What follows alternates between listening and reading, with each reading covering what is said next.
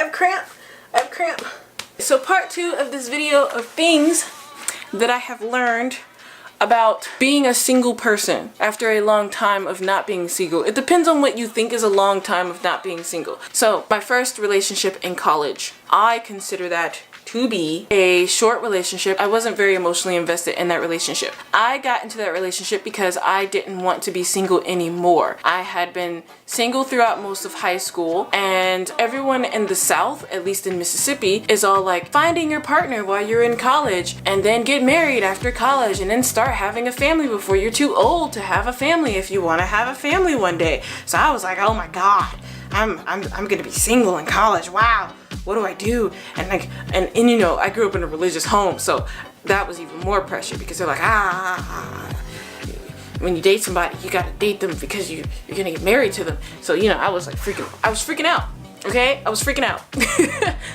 I didn't actually want to be with this guy. I was just like, okay, he was there, just like, okay, I guess I'll take it. But the thing is that I wasn't like, you know, upset about being single for real. I just felt pressured. Now that I think about it, I was really comfortable with my singleness at the time. Just pressured into finding someone because I was in college, and then 4 years after college, I'm supposed to be like an adult now with a real job now, and you know, stuff like that. And that relationship was very, very short. And then we broke up, and it was on bad terms.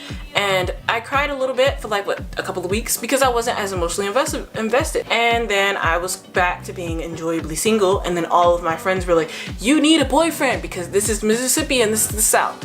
So they were all like, you need a boyfriend. We gonna set you up with a guy. Let's find you a good man. You deserve a good man. True, I'm very worthy of a good man. However, I didn't need one, but they were all like, you need one because this is college and this is the South. You know, basically that mindset. Back then, being single was easy. I had crushes on people, but I wasn't brave enough to talk to them. So it wasn't that big of a deal, and I was just like, whatever. And I was like single for like maybe like, yeah, I was single for like a year and a month at that time, and it was comfortable and it was easy, and I wasn't really looking for anybody seriously. I just had crushes and that was it, and I was just like, oh, they're cute, and I don't know how to say that they're cute. So yeah, for me, it was like that relationship at the time, my first college relationship, wasn't that much of an emotional investment. So to me, when I was single, it was very easy for me because I was just like, yeah, freedom. After I cried for a little bit, I cried because of what happened, not because I was single again. After my previous relationship ended, that was much more serious. There was a lot of emotions invested in that. So when that ended, being single became hard because of where my emotional investment was at, especially in the beginning. And I cried a lot because I didn't know how to be single anymore at that point. I had been so used to being with another person, been so used to sharing things with another person, that when it was time to share things alone, I didn't know how to do that. A lot of people say, oh, being single is easy, but like when you've lost that investment in that other person, it does become easier because you're just like, okay, bye, versus like, oh no, I lost the love of my life. Sometimes being single is easy, sometimes being single is hard.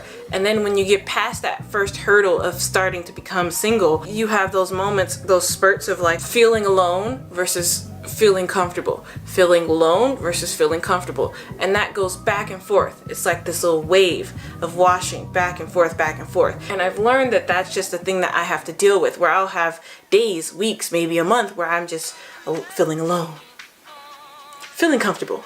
I don't want nobody. Feeling alone, feeling comfortable.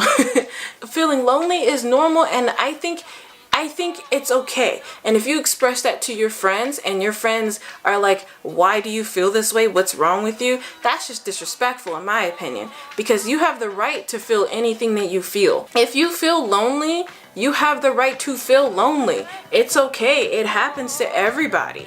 It happens to people that have been single for a few months. It happens to people who have been single for years. I mean, shoot. It's normal. It's okay. Okay? Don't get upset about feeling lonely. Don't feel that because you feel lonely, that means you don't love yourself anymore and you don't care about yourself anymore and you're like obsessed with the idea of being in a relationship, because that's not true. It just means that you desire a companion at the moment and you're kind of like, I'm alone. It's like a realization. Another thing is that it sometimes can take a while for you to feel worthy of a romantic partner again. It's one thing to believe that you are worthy of love, and it's another thing to know. Because knowing it is, you're like, yeah, Yeah, I am worthy of love, guys. Yeah, I know that. Yeah, I'm worthy of you guys as my friends. I'm worthy of you guys as my family. I'm worthy of you as my romantic partner. Okay, cool. That's just knowing. But believing is like you wake up and you're just like, yeah, I believe in this like wholeheartedly, that this is something that a person is worthy of having. The person is like, yeah, I am this person that is awesome and amazing and cool in every way possible. I deserve and I'm worthy of being around people that are awesome and cool and amazing like me. Someone can tell you this all day, every day, but that doesn't mean you believe in what they tell you. You just go, yeah, this is true. I'm supposed to say this. I'm supposed to think this about myself, so this is true, right? But you don't believe that this is something that you're supposed to think and say about yourself. So yeah, I learned a lot of things, and this is really a confusing video, but yeah, I learned a lot of things about myself. I also learned that time is valuable. Treat your time as valuable.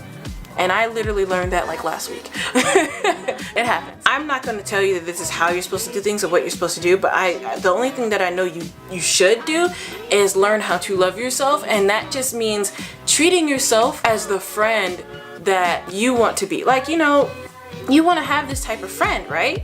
Be that friend for yourself. You want to have this type of significant other, right? Be that significant other for yourself. That's all I want to say in this 2-part video with my arms flailing around. Comment below if this video made any sense to you. Comment below your experiences, what you've learned. If you agree or disagree with anything, have a discussion in the comments. I like discussions, and I like being a part of discussions, and I like watching other people discuss things. Yes. And if you live in a different country outside of your own country, tell me what you've learned from that. See you guys next time. I've been recording for way too long and my knees hurt and I have to pee. Okay, peace out everyone. Bye.